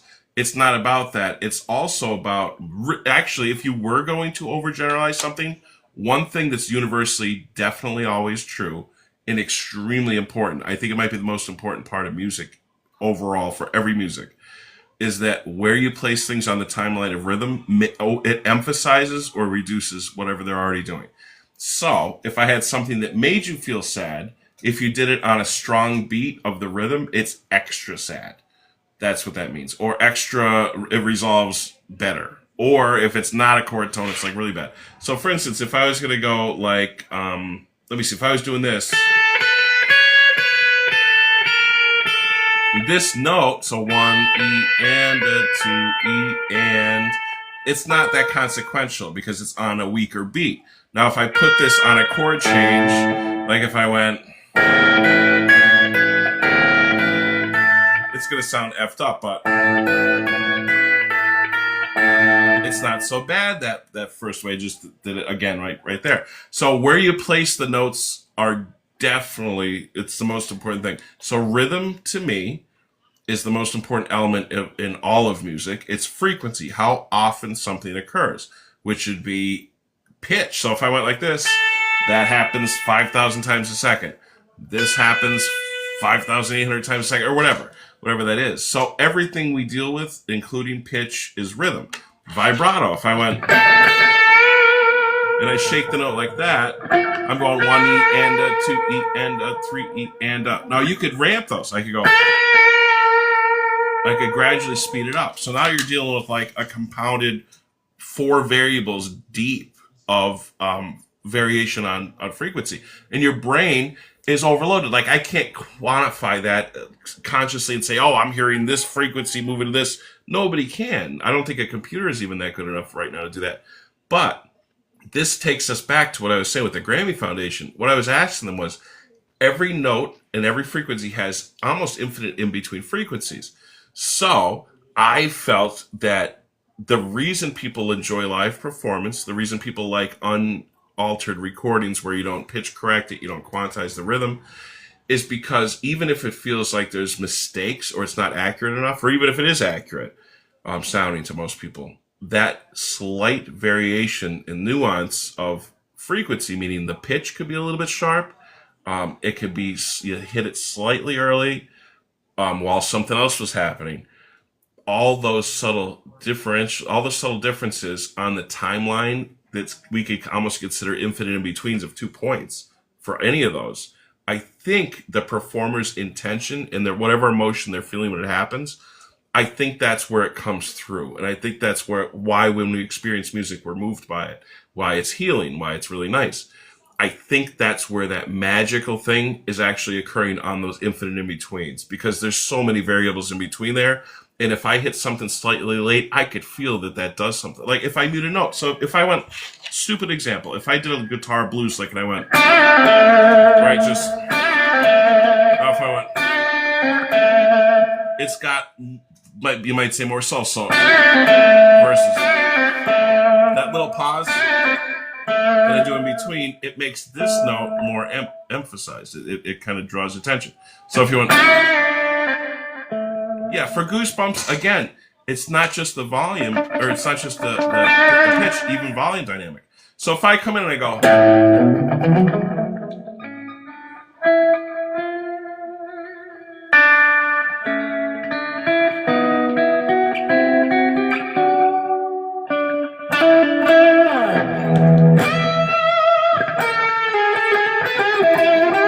so now there's feel. So I'm employing all these things I'm saying, these infinite in-betweens, to cause you to feel something. And I've been able to kind of, first of all, there's two ways. You could either try to do it, or you could understand how to let yourself go loose and let it happen, let it come through you naturally, which is what I do. So I'll say, I'm going to let this have this loose feel where I'm not perfectly on time. My bend might be a little bit suspect. I'm going to get maybe too quiet. But when you do that, you're taking people on an adventure that you're already going through in your brain. And I'm feeling that. I'm actually feeling it when I'm doing that. And I think that comes through. Now, what I wanted the Grammy Foundation to support, and they didn't, who knows, I'm a little bit unknown now, but I was completely unknown back then. So what happened was they said, no, we're not going to send you any money to do these tests. My brother works, he's a professor at a college. He's got 2 doctorates for science, actually, biochem and pharmacy or something. So he's very smart with that stuff. So he was going to help me design these tests so I didn't screw it up, right? Speaking of which, that whole thing, I ran a test here on TikTok, a double-blind test that was amazing. We got to talk about it a bit. But really, really cool. But what happened was my plan was rather going to be to quantize things so much in time that you take the organic performance, you have everybody listen to it. I have a bunch of people listen to different backgrounds. You keep removing all of that emotional stuff where now it's almost a MIDI file where there's no variation in pitch. It's locked down in rhythm. At what point do people not experience the emotion as much anymore? There has to be a point. And I think that could give us some understanding about that infinite in between in the cool, like the mystical side of this that we don't know. Just because we haven't scientifically identified it yet, it's kind of cool. That's amazing to me. So when you get talking about the fringe stuff where it's a little bit weird, that's where I live, because no matter how much theory I could write about, no matter how much I could tell you how to plan this stuff out or do it, this is the possibilities that you have, a list of possibilities. But to actually apply this stuff, you need to let yourself go and have this freedom of expression and creativity. Whole different thing. It sure is. It's an art. It is a language art. It's just the language of music. I mean, what you were describing is voice inflection. That's what it is. You're using inflection to to raise it or lower it or make it linger, give a suspenseful pause. All of those types of things that you do when you're storytelling or trying to evoke emotion or thought or persuasion or any of the things that you do in a conversation or communication with another human being. It's just through musical notes. I love that part of it, and you're doing it so well, so well. Love to hear it, man. Love to hear it. That is fun. But that double-blind test thing. Yeah, tell me all about it. Okay, so a lot of times it's tough to come up with a scientific way to actually prove what you're saying is right or wrong when we're talking about what people assume music theory. They say it's just a theory. It's just these opinions.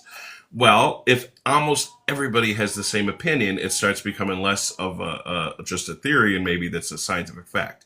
Now, I've tested stuff personally enough to know there's certain things that I'm 100% confident I think they're definitely just a fact, like the way I teach what modes are, things like that. There are some things that I could see people seeing another way, but they don't benefit by doing that. I think the way I'm teaching it is more efficient, and usually when that happens in any kind of system in life, the least amount of steps it takes to get to the same result is probably the better way to do it. Generally, that's usually the case. So I've seen that. But anyway, so there's this guy on here who's been kind of arguing with me for about a year and a half, 2 years back and forth about music theory stuff. And he's a good piano player. I don't know where it started, but he has some point of contention about. First of all, he states things that he's trying to claim that I said that I didn't say, and he equates it to this. He goes, "Well, your version of theory is different because you're a guitar player." No, hell no. I don't even think about the guitar for the theory at all. That has nothing to do with it. But he's trying to find a reason why maybe I'm seeing things differently than him, because he can't even fathom that that's a possibility, because he learned from some guy in New York City that he thinks is a very good composer. I don't know what he was saying, which people get that way. So what happened was this. He put up a video. He doesn't let me stitch his videos anymore, which is unfortunate, because I was going to show the difference of what he's saying and what the reality is. But he said, and it's his words, I'm not making any of this stuff. You guys could find this later on. He said that Hotel California is all one scale. It's the melodic minor scale, which it's not. And I knew it wasn't. And I knew, when I say I know it wasn't, I was like, no, that's definitely not. I've jammed over that song. I know that's not a thing. But I can't prove that immediately. I'm like, how can I prove this? Because the note that he's talking about is, like, it could be that scale, but which scale is it more likely to be? The thing that I think it is, or the thing he thinks it is? I'm like, how the hell can I prove this with a test that doesn't make people just pick me because they like me, or pick him because they hate me or like him? So what I did was this. I played the chord progression for Hotel California, and while I did it, I played the note that would be in my scale option the entire time, even where it sounded bad. The whole song I kept hitting a G. And then I did his, and I hit a G sharp for the whole chord progression. I said, which note sounded like it fits better over the entire chord progression? And if it's a G, it ended up being what I think it is, which is two different scales that change, which everybody thinks it's. That's when I see people teaching it or playing it on their guitar, that's what they're doing for the lead guitar parts, definitely. But he's saying it's melodic minor because you can analyze it that way. So what I did was I played his version in G sharp, and almost, I would say 95% of people picked G instead of G sharp. I didn't tell them what to pick.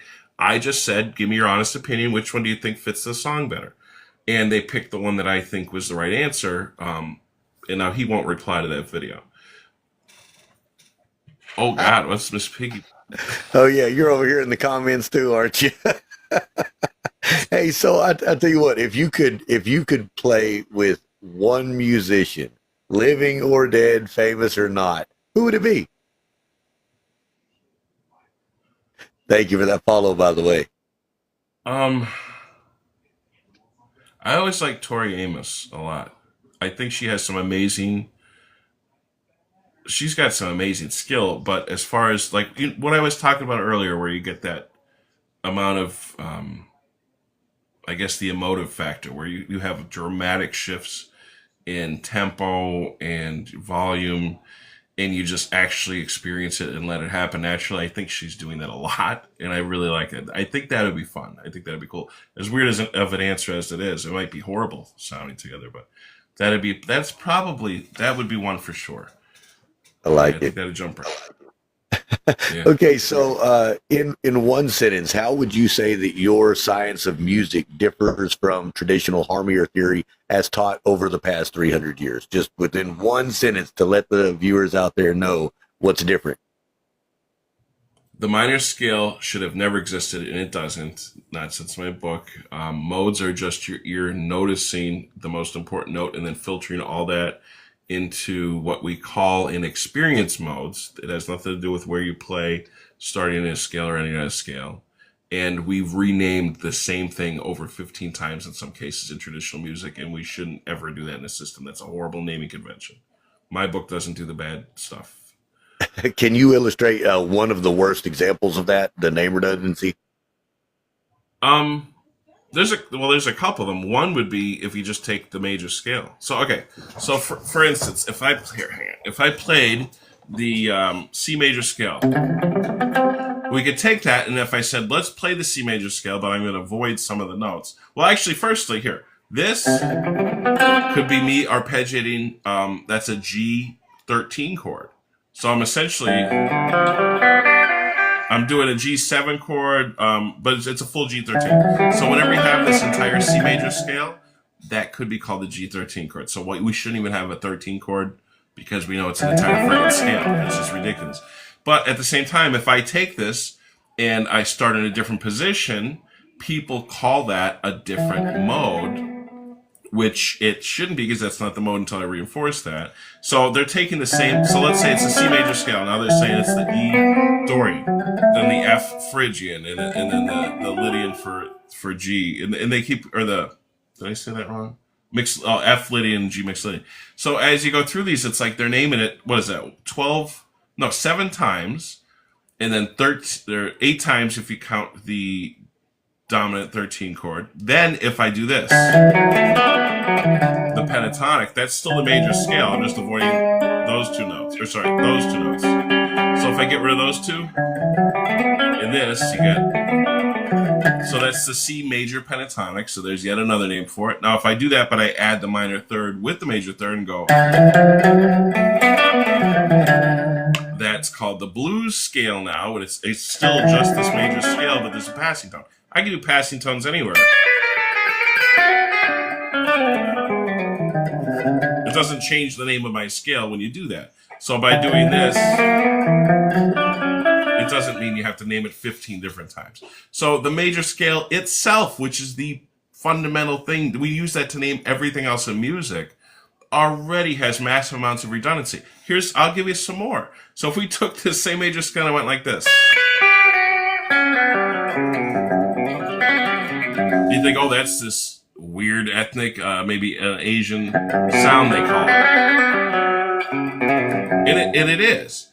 But that's still the same scale. All I'm doing is avoiding 2 or 3 of the notes. So when you avoid a couple notes, it changes the way we perceive the thing, but it's still the same thing. Now, if it's that severe of a case, I could see sometimes the value of identifying it differently, because essentially it's a chord. You're arpeggiating through a chord. If it's like 4 notes, 5 notes, you could say, oh, that's actually just, maybe it's better referenced as a chord. Now, the thing is, in traditional theory, we rename the same stuff so many friggin' times, the redundancy.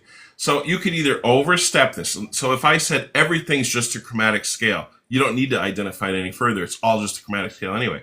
That's not going to benefit you to think that way. You could, theoretically, like that could be right. That's true. But it doesn't help you to do that. Now, if I went to the opposite direction and I renamed everything. So if I did this, and then the next time I went, I don't have to rename that a new scale. It's clearly just a little passing tone in the melody. But in traditional theory, they do have a name for all these extra little things. I think that's too much. So it's better to stay in a sweet spot where you say, okay, the scale we're working with is the major scale, but we understand that melody likes this weak beat half-step motion, which is true. That's all in every music type. Any music you listen to, that sort of thing happens. It's totally acceptable. It doesn't mean you're changing the scale name. Same thing for chords. For instance, this is a weird thing. If I took a D sus4 chord, I played ththese 3 notes, or let's do it a D sus2. So if I had those notes doing this thing, that's the same as an A sus4. So if you ever saw an A sus4, it's just a D sus2 and vice versa.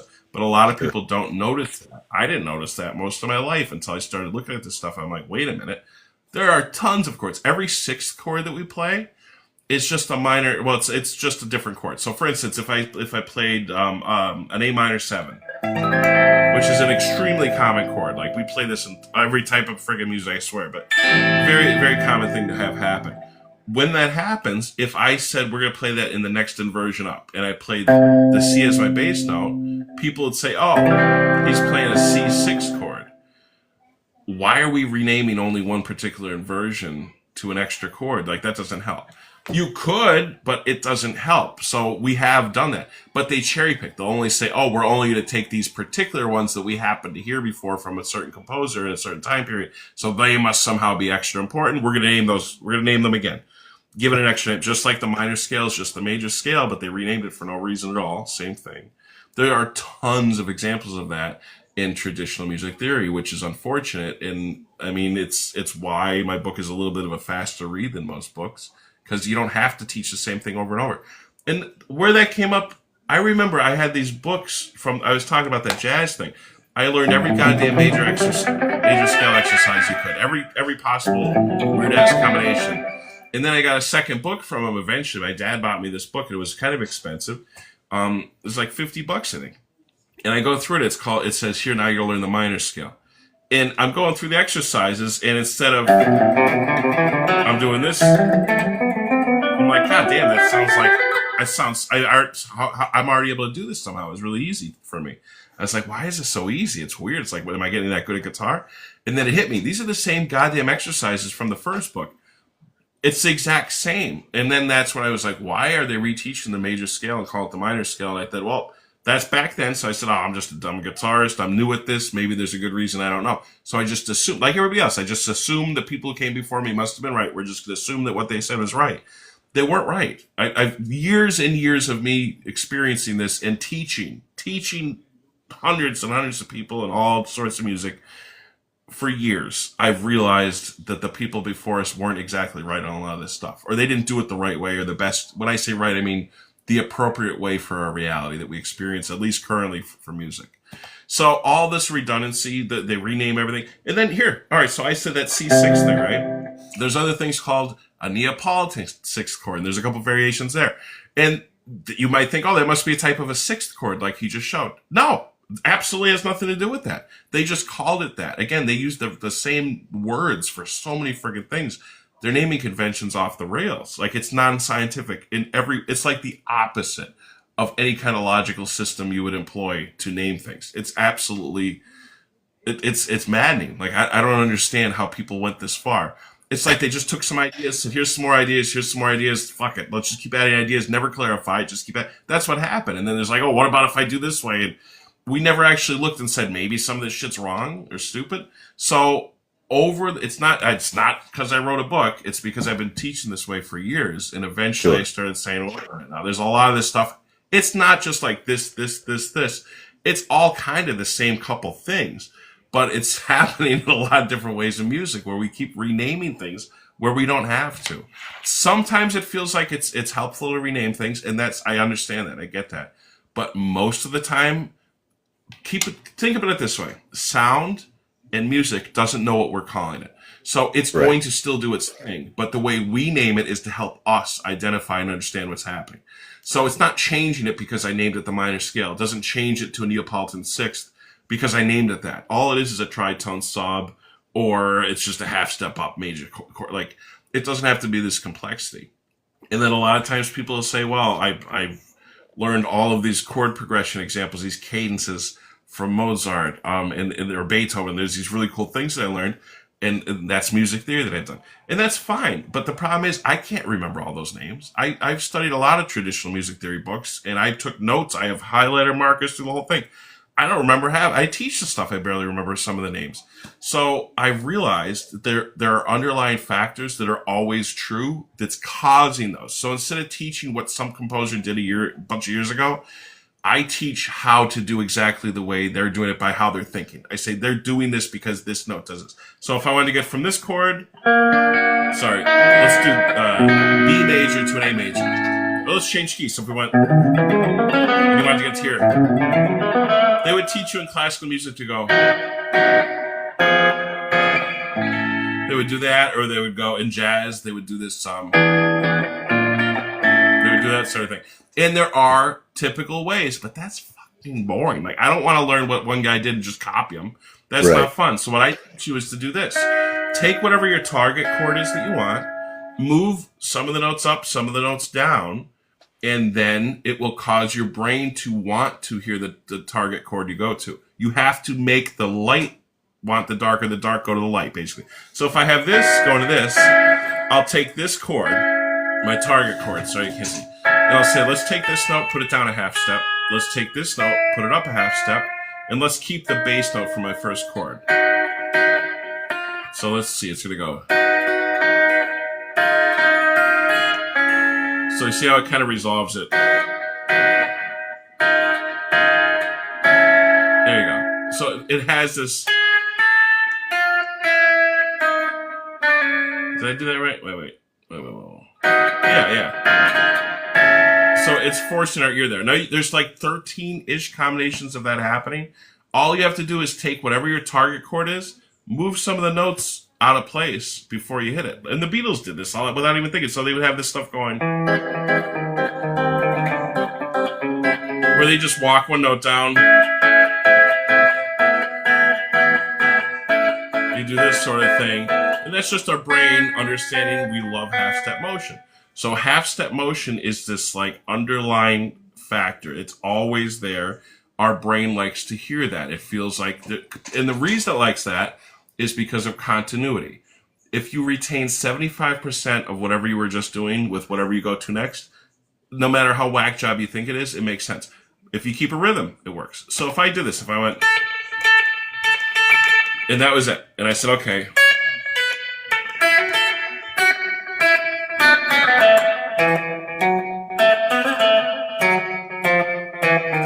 Now, that last part wasn't in the scale at all, but I kept the rhythm and I kept the overall structure of where my chord sound was. So if we go, it still sounds like it's, to your brain, it's like, oh, I get what's happening here, even if I'm playing nonsense outside the scale. So there's these little things that are always true in any type of music that if you remember and learn, if you learn about those and remember them, you could apply those. So I don't have to name every one of those instances. If I go from this chord to that chord and I use this note up a half step, I don't need a name for that for it to matter.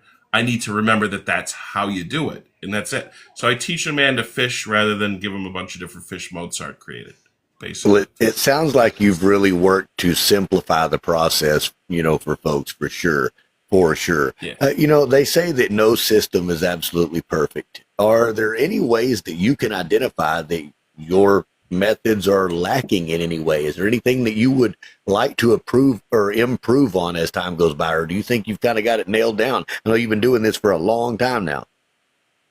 I would say for the book, the artwork, because people hated that, I guess. But outside of the artwork, just the information in the book. Even the people who hated the artwork said the book was great, and they gave me a bad review anyway, which whatever. But the thing was this: when I made this, I didn't super deep dive into any particular topic. So if there is a chapter on here that people really liked a lot, they might want more about that thing. So for instance, the rhythm chapter, I teach the most important things about rhythm. That's always going to be true. For anything you're ever doing in the rest of your life, in any type of band, any type of music you're making, it will always work. It's universally perfect. So that, I wouldn't change it, but what I could say is this. I could have made more information about each individual topic that people might be interested in, but not everybody's interested in that. So it actually ruins the book sometimes. If it's like a lot of the traditional theory books, it's like they just show you everything they've ever learned, or so. It's like they spilled their guts of everything they've ever learned. And it's too much. Nobody's going to remember all that shit. So this is more aligned to understanding how to apply things quickly and accurately. It's always going to work. So I wouldn't change anything about what I put in here, but I could see some people said, oh, I really wish you did a little bit more about this topic or that topic. That I understand, but most people wouldn't be interested in that, but some people are. So if I could expand on certain topics, that'd be another book. And I was thinking about that. For improvisation, I don't teach specifically how to practice improvising that much. There's only a little bit I think I touch on towards the end of the book, or somewhere in the second half of it. But I don't say do this over and over until you're really good at improv. But I do know what you could do to do that. I teach that to my private students all the time. So I might put out another book for improv in the future. I have a couple different books I've already started working on that are planned too. Some Love secret that. Things, some crazy stuff. So I wouldn't change this as far as the information, because I honestly do believe that this is really, it's like accurate. It's right on. Maybe I could have worded things, I'm not an amazing writer, so I could have fixed a little bit how I grammatically put them. But it's conversational. Most people appreciate the way I teach anyway, so it sounds like me teaching you. One guy on Amazon got pissed though. He says, oh, I hate this because it sounds like, he says it's a great book, but I could hear the author's voice in my head as I'm reading it. I hate him. I hate his voice. That's what you want. Like, well, that's what we all want. Yes, no, I appreciate that. Alan, I tell you, this has been a great conversation. We are approaching the top of the hour. So I've got to ask you, is there another piece of information that you would want the audience to hear that we have not touched on tonight? Um, I mean, I have secret things I can't talk about that I'm working on. That's really exciting. I wish I could. I wish I could because it's really, really it's pumping me up. But outside of that, I don't know what. It depends on what the audience is interested in. So I would say if they're a guitar player, like a lot of people who follow me are guitarists. This book is not specific to one instrument; it's for every instrument. But but if anybody wanted to get good at guitar, and you were talking about the computer AI thing, I wrote a computer program years ago called Ultimate Picking, ultimatepicking.com if you wanted to look into it and see what it is. Essentially, it figures out the user's weakness for picking on the guitar. Just to tell you, it has over 55,000 variables. It took me years. It's like over 5 years to make this thing. But I had to hand code it. So it's not the AI that we have today where you just say, hey, make me this thing and it does it for you. I literally programmed in binary zeros and ones the entire out the net. Sorry, it was a nested.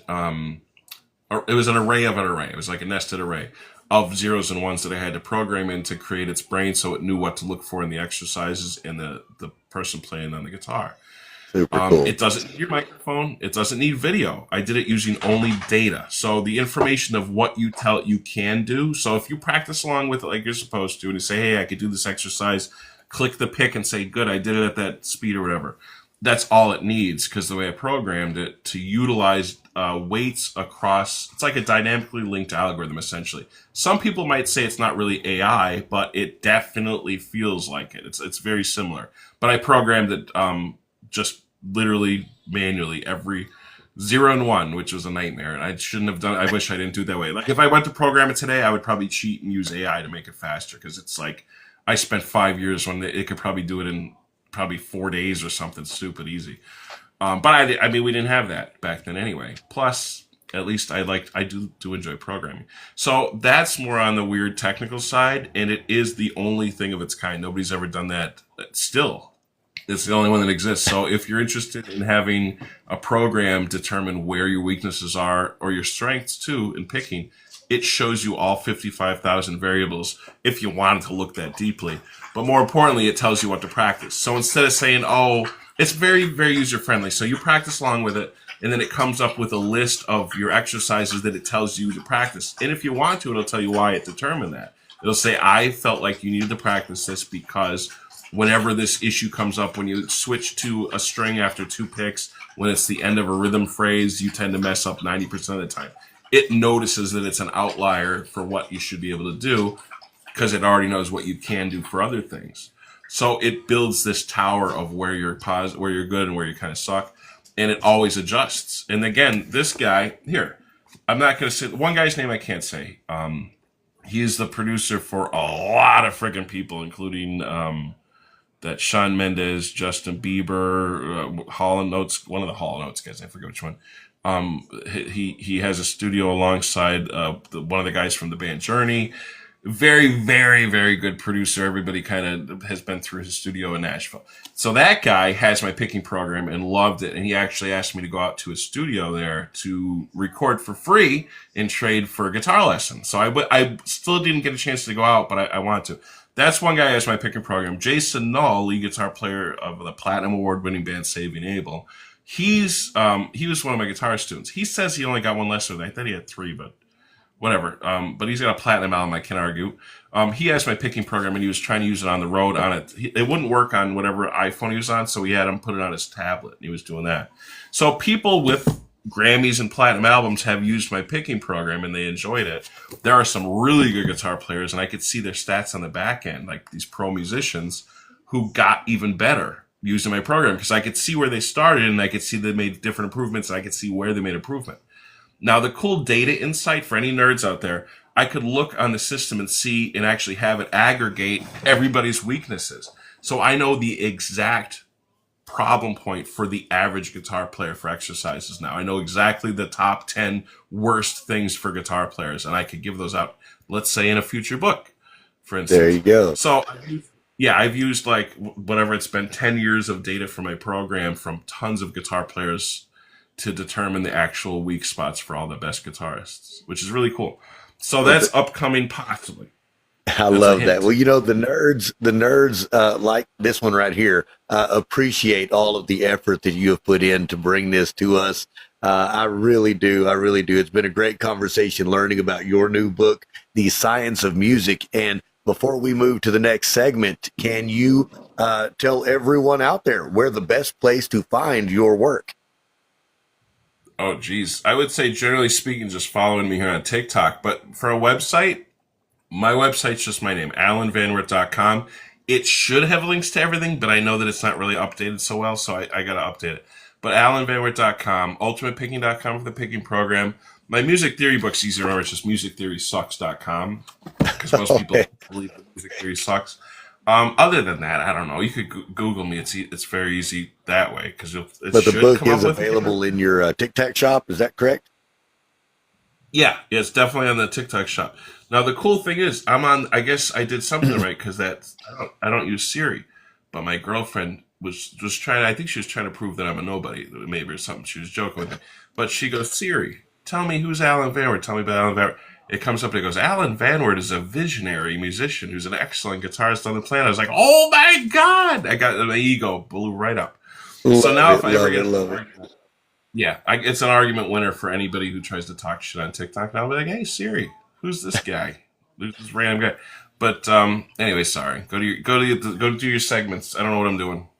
You ever mess with the board game, like the Dungeons and Dragons sort of stuff? Man, I'm a D&D freak. Oh, D&D freak, boy. I'm gonna be combining that with music lessons in the future. Oh, I love that. I love that. Yeah, back in 2022, when the height of NFTs and the blockchain was the biggest thing out there, I put D&D on chain and created a game called Realms of Meta. Put out the whole player's guide, DM's guidebook.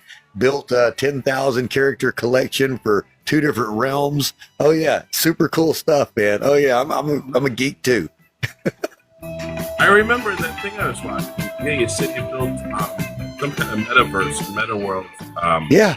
I've done a whole lot of work on chain. I've done a whole lot of things with 3D modeling and graphics and building metaverse locations to where you can go in and cities, whole cities, to where they had buildings that were different, for different purposes and uses. And most of them were connected to my online communities that I was a part of. Like there'd be a little amphitheater where you could have musicians go up on a big stage and play. And we'd have like little galleries where you could walk through, like a little Galleria mall where they had vendors that would go in and rent spaces, through the weekends and sell their digital wares where you just click on their store to enter. There was a lot of cool stuff, man.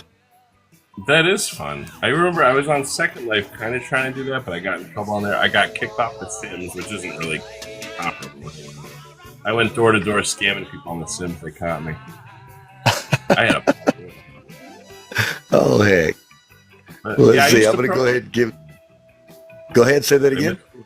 I used to program video games. I have some cool ideas for them. I'd like to get back to it someday, too. I love that stuff. Yeah, a lot of things come down to time, don't it? As we get older, we just have less and less of it and more irons in the fires. I understand. I run around with about 5 or 6 or 7 irons in the fire all the time. And I'm sure you do too. It sounds like you do anyway. Yeah, that's my new problem. I just told somebody, I think yesterday, I said I used to feel like I had 3 times as much time every day or something. Like I could just do all the things. Now it feels like it's instantly gone. I can't get anything done anymore. It's weird. Or the perception or something. I don't know, or time is actually going quicker. They claim that could possibly happen based on not the precession. What is it called about Earth? If it's at a certain distance, I don't know. I'm not good on the on the quantum physics. Sure. Yeah. No, I understand. And you know what? Those are the intricacies of the cosmos that we like to discuss here on Wolf Radio Live for sure. I would love to find some good physicists or, astrophysicists to come on here and talk about those types of things. All the things that my mind just cannot wrap around. But to have them throw it out there in some layman's terms and, just have a good conversation about it. Love that kind of stuff. That'd be cool. I got blocked by that one astrophysicist. That Tyson, what the hell is his name? Neil deGrasse Tyson. Grass Tyson. Yeah, he blocked me on TikTok. I Oh, called him. wow. It was a joke. Yeah, I left a comment on his video. He goes, aliens are everywhere, blah, blah, blah, whatever he was talking like this, and aliens are everywhere. I said, we all know that you're the alien. And that was it. He blocked me. I couldn't believe it. I could Oh, not. my But Rick goodness. Piano also blocked me on here. I saw him doing it live, just like we're talking now. He was on here talking, and I asked him. I said, "Have you seen that video I did? It was a comedy video." I was respectful. I said, "You know what? You're a really good musician. I like your stuff." He goes like this with his finger, and then it says, "This creator has blocked you." I'll never forget that weird. I couldn't believe he did that. But I mean, that's a better off thing because I used to make fun of his videos a lot when I'd see him on there. Maybe it stops me a little bit.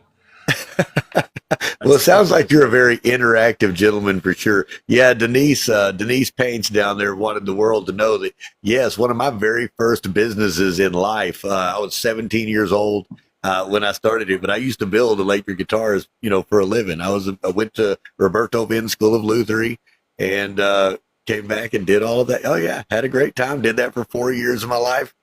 It was pretty awesome. Pretty awesome, man. Now, I was a much better builder than I was a player. I was never good at playing at all. And the only reason I did it, I lived in a little tiny town in Nowhereville, USA, Texas. And there was one music store within an hour and a half drive. And I had been given an acoustic guitar for my birthday a year or two before that. And the only reason I learned to play it was to appease the guy that got it for me, just so I could show him I learned something. And that was it, and fell in love with the hobby, fell in love with playing. And this was like a cheap $30 beater acoustic. Okay. I mean, the strings were like an inch away from the fretboard. It was horrible. Yeah, it was horrible. And I said, man, I want to sound like Metallica. You know what I mean? I need to play an electric guitar. And I went to the local music store, and she was a PV dealer. And the one that I chose, the one that I wanted, was a PV Forenza. And it was absolutely beautiful. This is in the mid 90s. And it was 800 and some odd dollars. Now, look, I was working a minimum wage job. And I thought to myself, man, there is no way in hell I'm ever going to be able to afford this guitar. And I just want to sound like some metal or some good hard rock and roll. I can't be playing this country, acoustic guitar that I've been given. I just can't make the same sounds on it, which I have learned that yes, you can. Uh, sure. Anyhow, being the smartass that I was at 17, I said, hell, I can build it cheaper than that.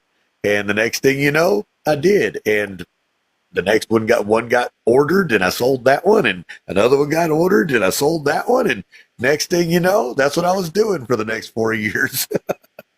No, wait a minute. They're saying you're playing with that Zach Wild. I just interviewed his one of his drummers the other day. Well, I'd say a few months ago. I did one of those weird spaceship videos. Isn't that the craziest? That's super cool. How's your experience with Zach? Oh, it was good. I didn't know who anybody was. I was 17 years old, and I was working at a little gas station out on I-10. And, I was used to the tour buses coming in. You can generally tell which ones are the bands coming through. I mean, we're the only gas station open in a 110-mile stretch. So they stopped and got gas. Anyhow, the band came in, and I said, well, I know you guys must be famous, man. You're in a big tour bus. Everybody else is coming through in a van. I said, who are you? What do you do? And everything else. And they told me, oh, well, we're Black Label Society. And I said, Mm-hmm. Black Label Society, never heard of you. And they said, Zach Wild's band. I said, Zach Wild from Ozzy? And they said, oh, yeah, he'll be right in. Next thing you know, the dude comes in, looked just like he did in every Guitar World magazine spread you'd ever seen. Got the jet on, the leather bracers, chains and necklaces and all kinds of stuff. I mean, he looked like he was ready for a photo shoot, for real. And he happened to see my old Aria, cheap old $200 guitar sitting over in the corner. He says, oh, you play? And I said, man, I play around. That's it. I play around. He said, well, let me show you something. Showed me how to play Crazy Train. That's where I learned to play Crazy Train, was from Zach Wild himself, which was super freaking cool. Yeah. Now Yeah. the only other, oh yeah, and I met a ton of bands while I was working at that little store. The next coolest one, Hank Williams III. Oh wow. Yeah, yeah, I had no idea who he was. Had no idea, man. It was a Saturday morning. There was nobody coming through. It was like a dead season. And this dude drives up in a big 4x4 truck and no shirt on, like swim shorts and flip flops. And it comes in, sees my guitar sitting over there, says, "Oh, man, will you play?" I said, "Well, yeah, sure, a little bit." He says, "Well, me too, man. Let's jam for a little while." Man, we sat there for an hour and a half, had a great time, played all kinds of music together. And we had some of the locals that would come in. You know, they sat and listened to us for a little while. Well, right before he left, I said, "Well, hey, man," I said, "in case you're ever famous, let me get your autograph," right? And all he wrote was Hank, real big. Man, 2 weeks later, I opened up Acoustic Guitar World magazine, and there he is right in the center. I didn't recognize him. I recognized his guitar. Yeah, I recognized his guitar, and I got to looking. I said, "Well, I'll be damned. That's the same dude with a haircut." Same dude with a haircut. Yeah, so that was my next claim to fame, I guess. But yeah, I had a good time. You know, a good time with it for sure. And it looks like we have not got any requests down there. I think the people are listening. They're having a good time, which you've been very thorough. I appreciate, all of that. Love the stories. If this was a longer show, I'd just let you sit here and just tell stories all night long. I tell you, I'm enjoying hearing you. But that's all right, because I'm going to be back into your streams, and I'm going to be listening to some more of them, because you, sir, are a very well-spoken and talkative gentleman, and I appreciate that. So with that, my friends, this brings us to another nice journey to an end.